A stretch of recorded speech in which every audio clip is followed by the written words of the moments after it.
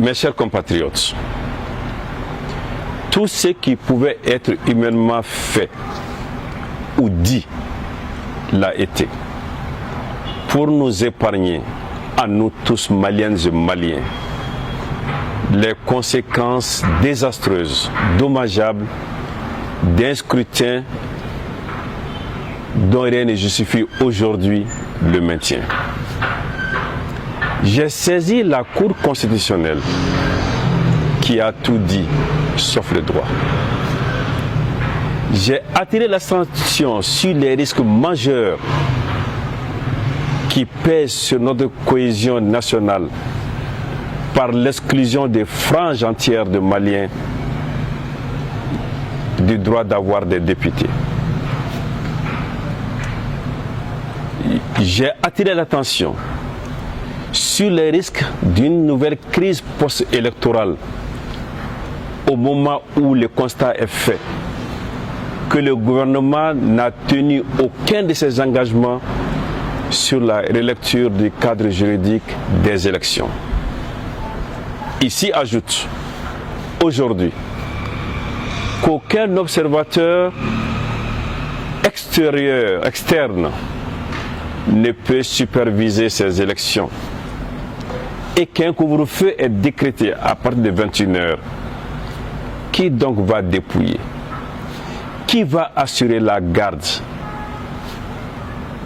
des bulletins non dépouillés? Qui va être garant des résultats et de leur transmission? Tout est mis en œuvre pour renforcer la machine infernale de la fraude.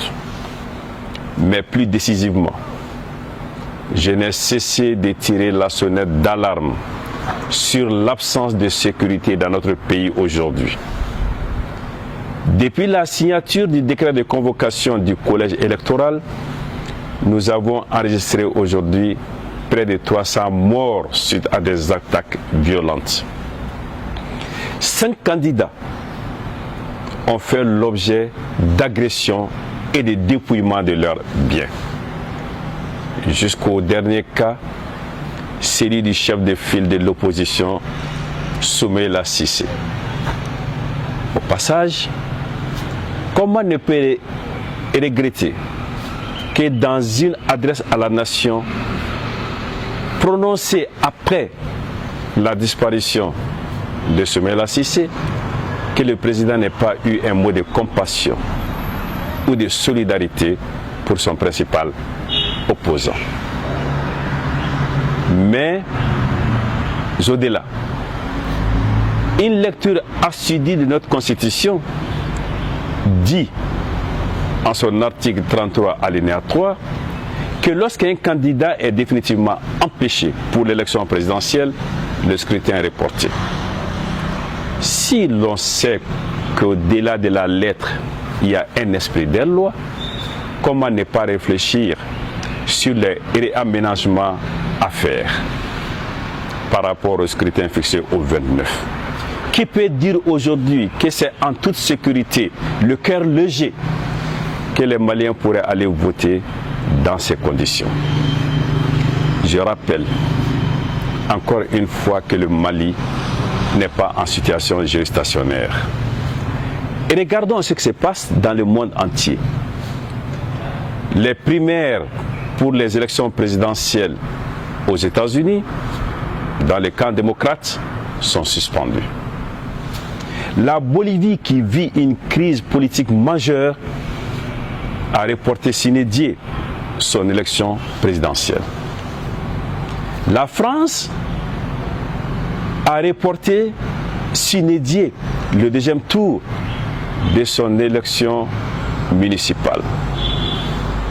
Alors, nous, avec infiniment moins de moyens, avec nos moyens dérisoires pour faire face à la pandémie du coronavirus, pourquoi nous entêtons-nous? Il a été demandé aux Maliens d'éviter tous les rassemblements.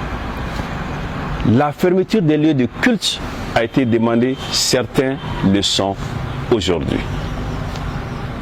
Pourquoi demander aux mêmes Maliens d'aller se rassembler devant les bureaux de vote. Nous donnera-t-on l'assurance que les masques individuels, les gels hydroalcooliques seront disponibles? Chaque électeur disposera-t-il de son encrier? Chacun viendra-t-il avec son bic? Ou y en aura-t-il pour chaque électeur dans les bureaux de vote? Est-ce que la distance d'1 mètre minimum sera respectée? Le dire procéderait encore d'un nouveau mensonge d'État. Je pense que le temps est venu de faire prévaloir la raison sur tout autre agenda caché. Et nous le savons, il y a un agenda caché. Prions ensemble pour que cette raison prévale. Prions ensemble pour que nos gouvernants aient enfin en pitié les Maliens et qu'ils ne livrent pas leurs propres concitoyens aux affres d'une pandémie pour laquelle nos moyens sont quasiment inexistants. Merci.